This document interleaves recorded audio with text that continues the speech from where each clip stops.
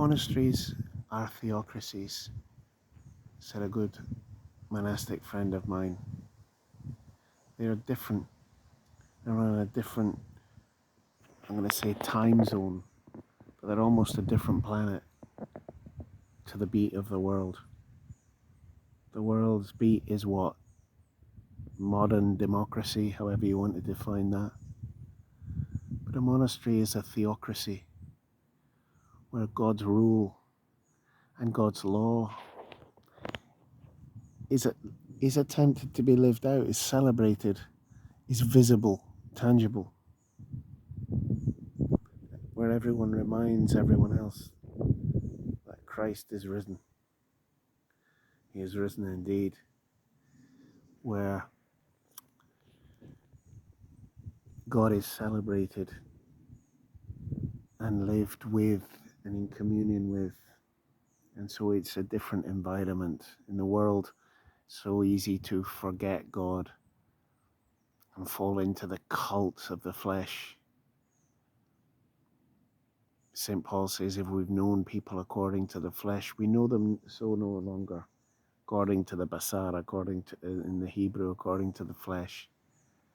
That life, that pneumic soul, ensouled life, encased off in rebellion from God, in that natural state of rebellion, living for itself and its taste buds and its goals, but in painful rebellion to God. And the world has so much of this pain, it doesn't even realize the pain is there, like being so long in shoes that don't fit, that I no longer feel the pain of the shoe, but it's digging in. Here in monasteries, those shoes are taken off, and one breathes a different kind of air.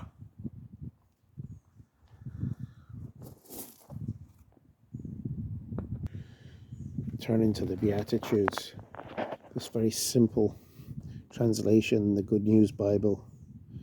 Happy are those whose greatest desire is to do what God requires. God will satisfy them fully. Happy are those whose greatest desire is to do what God requires. God will satisfy them fully.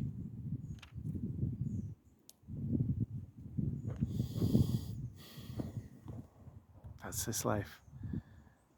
And all those who come to enjoy its way of life. Happy are those whose greatest desire is to do what God requires. God will satisfy them fully. The guy, Witness Lee that I've been reading about, this Chinese guy, Chinese martyr, I should say, who died in prison in the 80s. He said, we Christians, we no longer belong to the world. We no longer fit in to its ways. But many of us, even though we're out of kilter with the world, but we don't make the sufficient step to die to the world.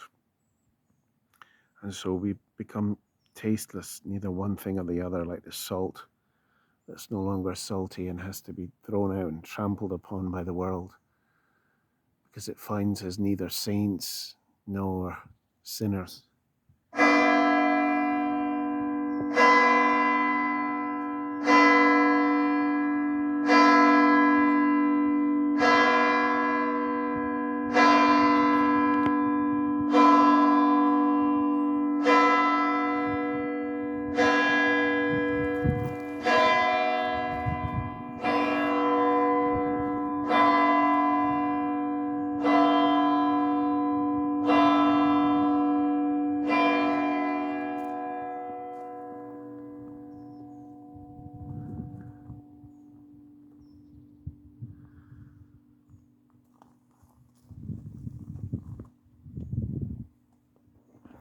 So yeah, he would say the reality is we have died in Christ because we've been crucified with him, as St. Paul reminds us again and again.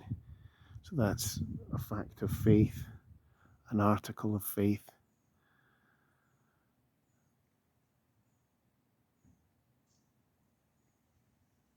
But I suppose it's being open to that faith.